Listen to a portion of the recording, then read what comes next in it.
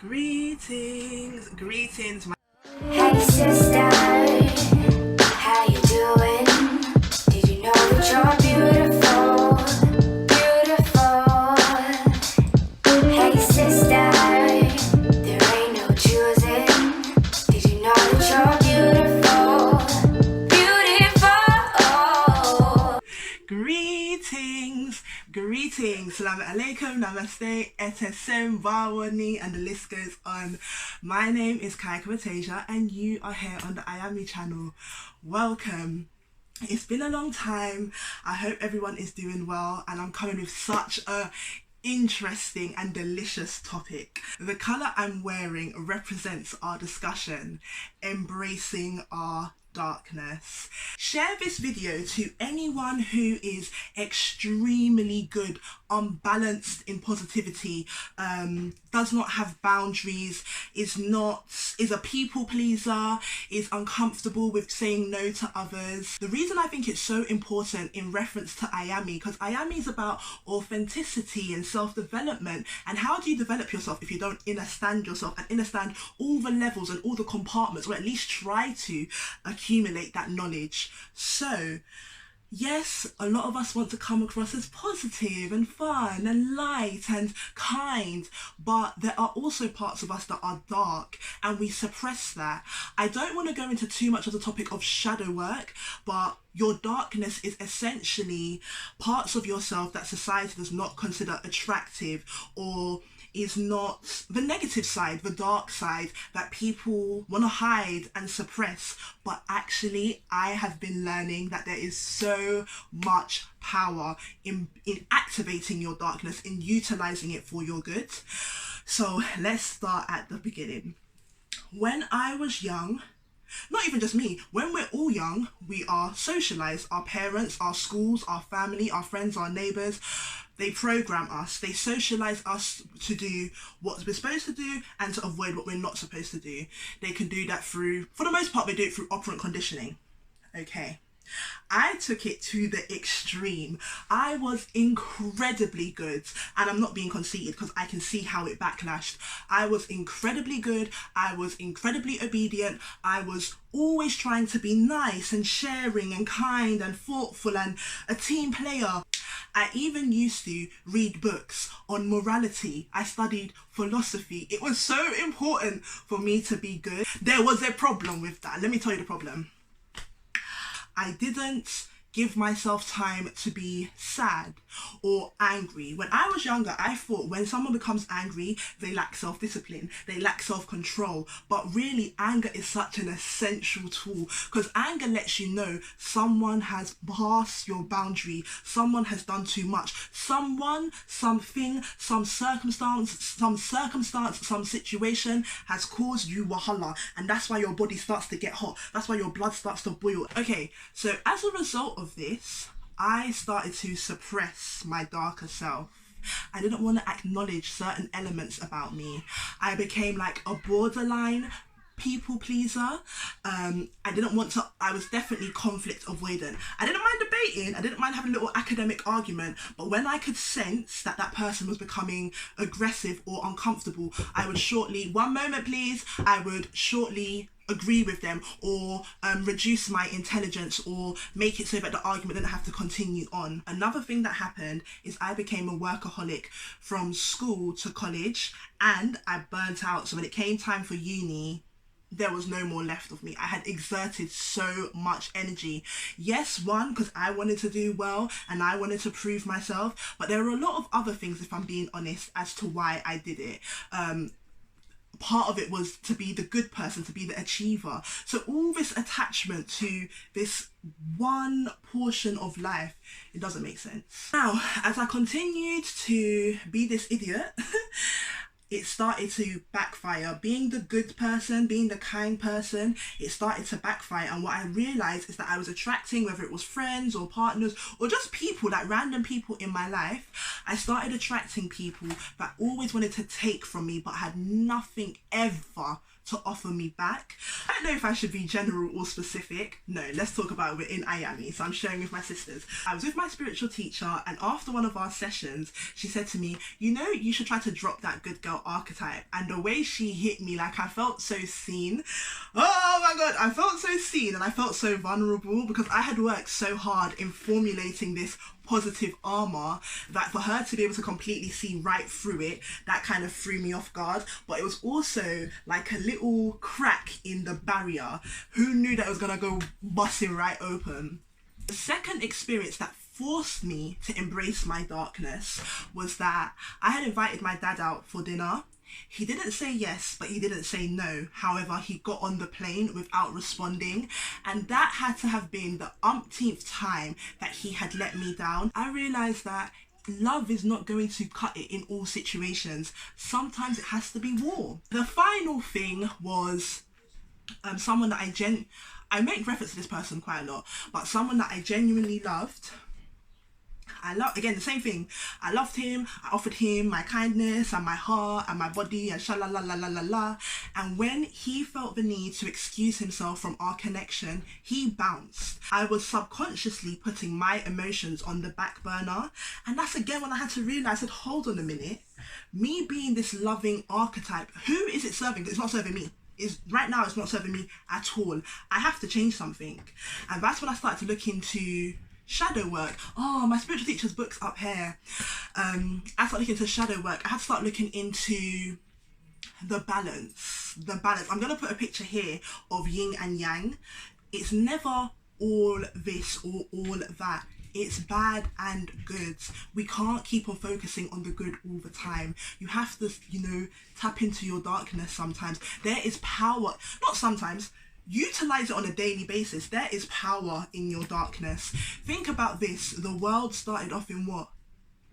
Darkness. When a woman is going to conceive a child, or when a seed is planted in soil, it is the absence of light. It is the consumption of darkness that allows for that thing to manifest and grow, whether it be a plant, a baby, a business, even in your mind. It's dark, and then you have to manifest it and bring it into this world and bring it into the light. I forgot to mention another thing that started to happen like late teens, early 20s, is that because I was so focused on being good, I would have these like yearly, maybe once or twice a year, I'd have a complete breakdown.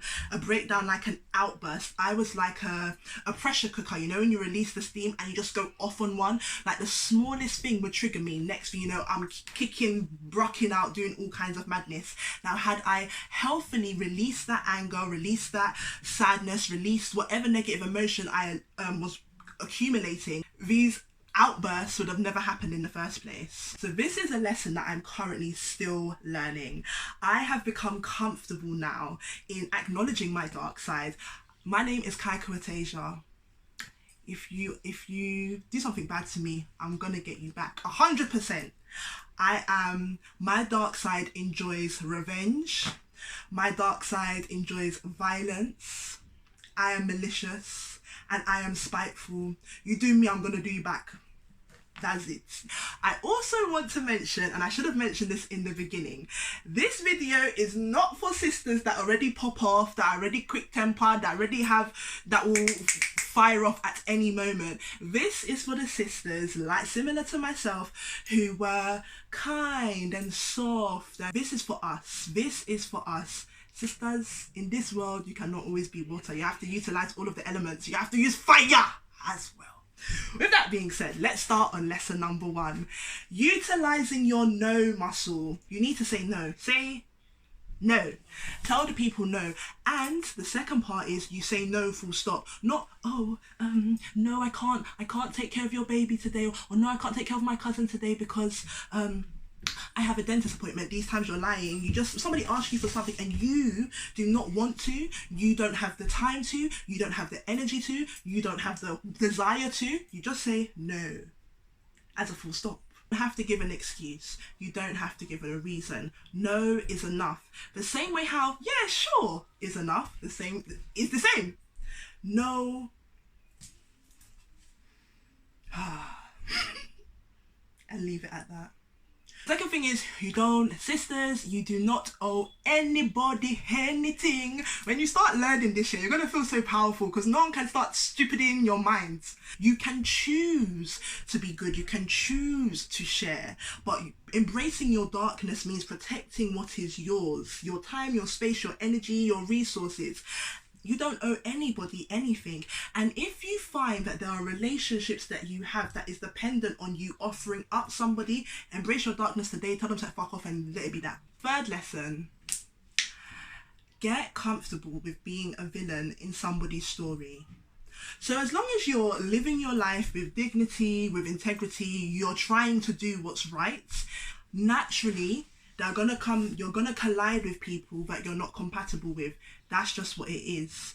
It is not of importance to you to be a positive person, to always be a good character in someone's life. For example, if you're going to Tesco, someone's trying to get your parking space, you've both found the parking space at what appears to be the same time. If you go and get it first, that person might end up complaining to their partner.